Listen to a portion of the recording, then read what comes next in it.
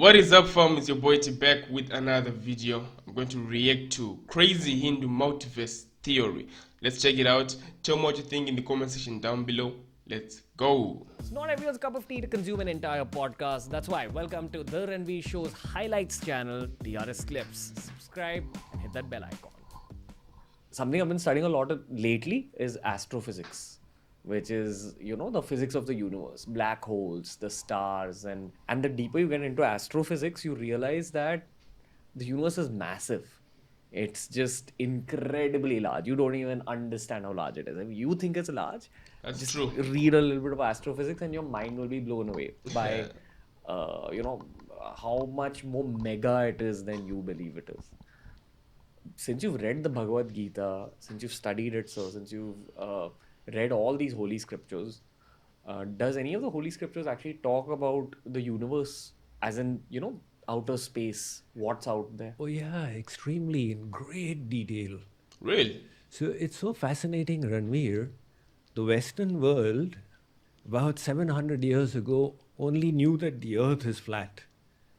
And they believed that the earth is the center of the universe. That was the geocentric theory. Then it moved to the heliocentric theory that the sun is the center.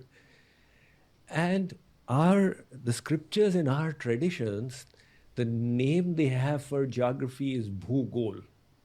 The earth is round. They knew it all the while. And they have explained in so much of detail that there are 5 mandals, 3 trilokis, 7 lokas. So the first is the Chandra Mandal, whose lok is Chandralok. It is rotating around a mandal called the Bhumandal, whose lok is Bhulok, the earth planet. But this Bhumandal is also not fixed. It's rotating around the Surya Mandal, whose lok is Swarlok. And the Antariksh, the space in between, is Bhuva. So this Bhu, Bhuva, Swa creates one triloki. But the Surya Mandal is also not fixed. Now this I'm telling you from these scriptures, what they have described 5,000 years ago. 5,000 years. Surya Mandal is rotating around Parameshthi Mandal. And the Loka, the planet there is Janalok. And the Parameshthi Mandal is rotating around another Mandal, Swayambhu Mandal, whose Loka is Brahmalok. So all this, now science tells us that like the sun, in the Milky Way, there are 100 billion suns. And like the Milky Way, there are 100 billion galaxies. Yeah. Which means that there are 10 to the power 22 suns approximately in this entire universe. Mad. However, now science is talking about the multiverse theory, right? That there are other universes as well. And the Vedas say, you know what? How many universes are there? All of this that you are perceiving is one universe. Like this, there are infinite universes. And each with one Shankar, one Brahma, one Vishnu. Oh, Can I tell you a little story? For real?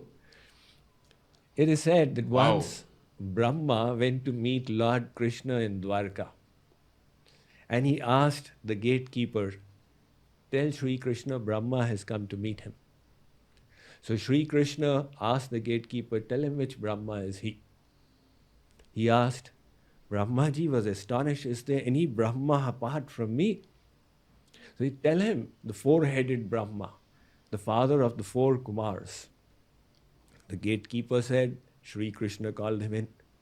So Brahmaji on coming, he said, Bhagavan, what was the meaning of your question, which Brahma? Is there any Brahma apart from me? So Lord Krishna smiled. By his Yoga Maya, he called the Brahmas of innumerable universes. And they were all coming and offering their pranams.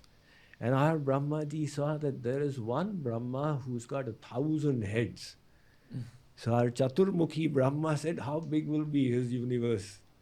And then there was one Brahma who had 1,00,000 heads.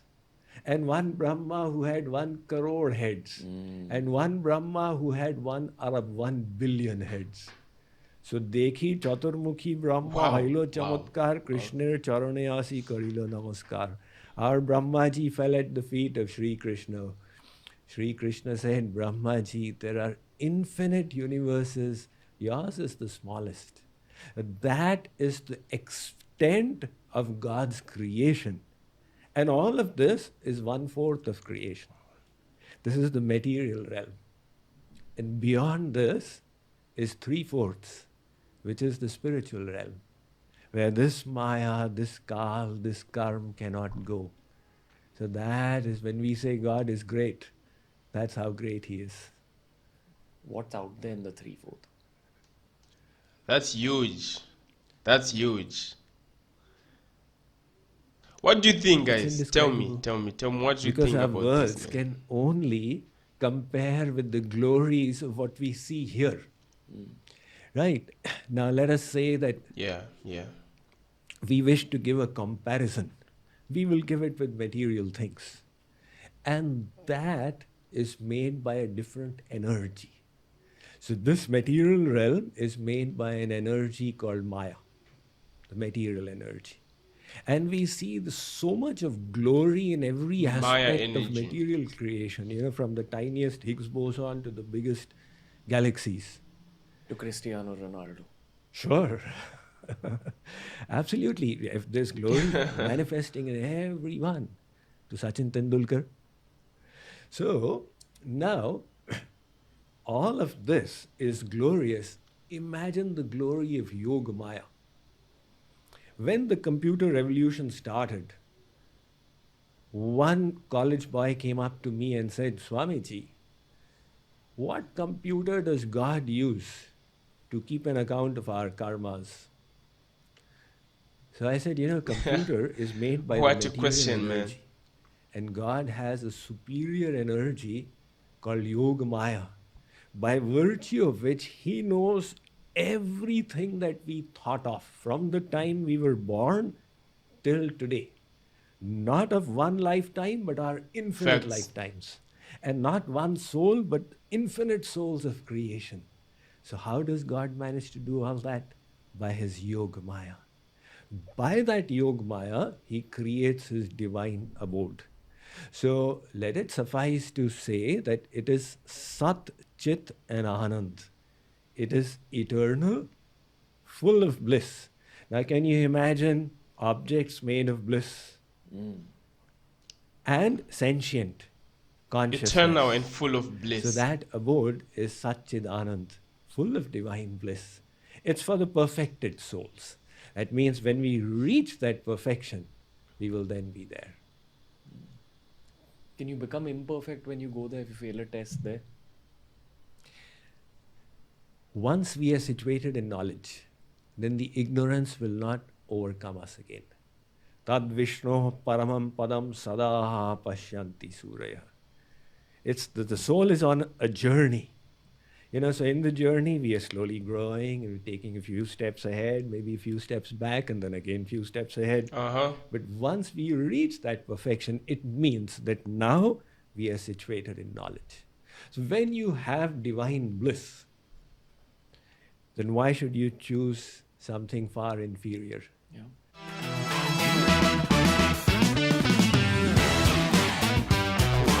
You know what?